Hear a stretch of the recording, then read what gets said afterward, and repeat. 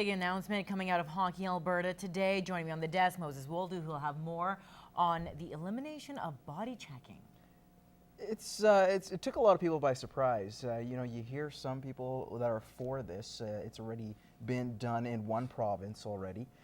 Then you had others tweeting about this. Theo Fleury saying, you know what, it helped me teach, well, I learned from it, basically, is what he was saying, to paraphrase Theo Fleury. So, you know, you got both sides of the argument going, but yeah, today definitely has a lot of people talking, and this issue has been brought up recently at the annual general meeting. Now, we'll go into this in just a little bit. Now, it's interesting with the general manager of Lloydminster Minor Hockey. He had his 2 cents to say something about this, Daryl Wagner. That is, he is actually quite happy with the decision. I'm not surprised nor disappointed in it. I think we have to, as an association, and Hockey Alberta has to protect our children and take steps in their safety. That's most important to all of us. Now, there is some speculation once Pee Wee players move up to the bantam level, concussion numbers may rise with the lack of knowledge of how to body check. Wagner says that's not the case. Well, I don't know if we're going to see a change in the number of concussions that are reported at the bantam level by hitting out of Pee Wee.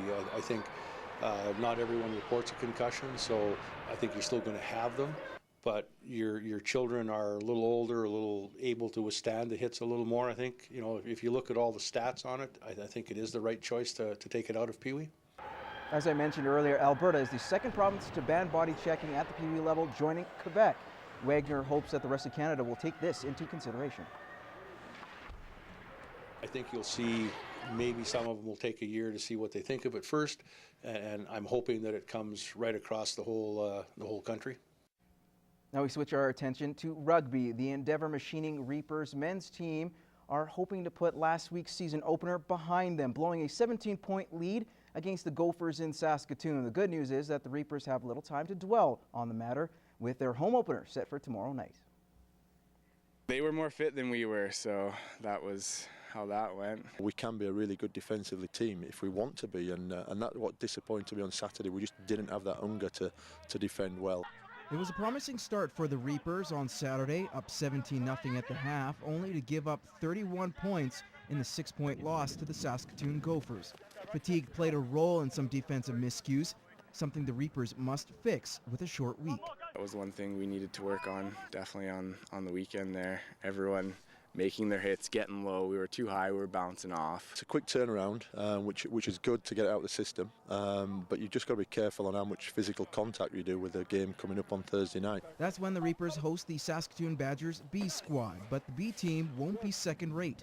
Coach Merton is fully aware of what either Badger team can do. The Badgers are a very physical team, probably the most physical team out there, so they'll hit us hard, and then they've got some speed in the back line. And that back line is anchored by one of the top rugby players in the province, Tanner Danielchuk, who Merton is very familiar with. I've been coaching him for quite a few years at different levels now, and he's an outstanding player.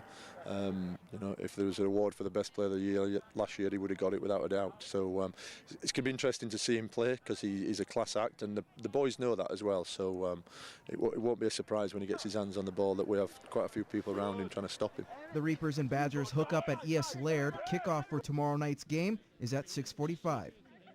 Well, after weeks of waiting and waiting and waiting, finally, golfers in the border city are able to bust their clubs out and play a round of golf at the Lloydminster Golf and Curling Center. The 18-hole course opened to the public this afternoon. Golfers were lined up at the first tee, ready to get the new season underway. We're at the facility here. We're itching. Everybody was itching to get started on the golf season this year. It's been a long winter, lots of snow, and golfers are out today, as you can see.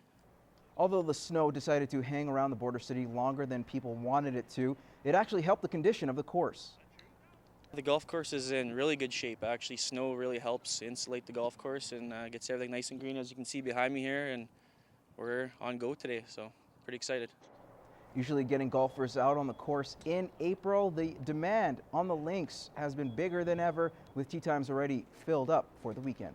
We're looking forward to a busy first week here. Tee sheets full on the weekend already, and golf course is all open. Greens are open, carts are rolling, tee boxes, and golf course is 100% open.